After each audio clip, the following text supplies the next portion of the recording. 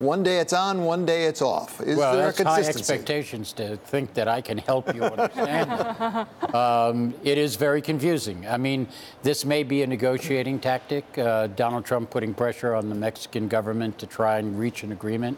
That's his version of negotiation. But it is interesting that they seem to want an agreement within the next 2 weeks.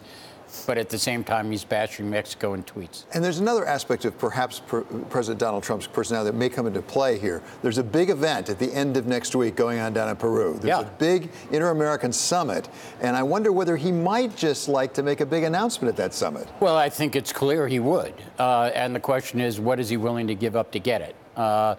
They've been very tough on these Nafta negotiations in some respects, in terms of the origins of materials in autos, and something that Mexico feels very passionate about. So we'll see. What does he want? A really tough negotiation, or does he want a deal to announce? His history is he likes to make spectacles, and this may be one he has in his sights.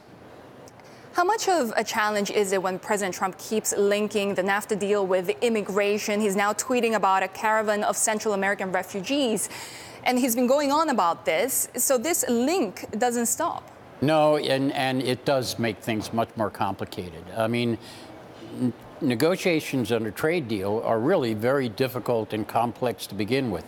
To inject immigration into the conversation makes them that much harder. So he's not necessarily serving his interests in getting a deal by conflating those issues.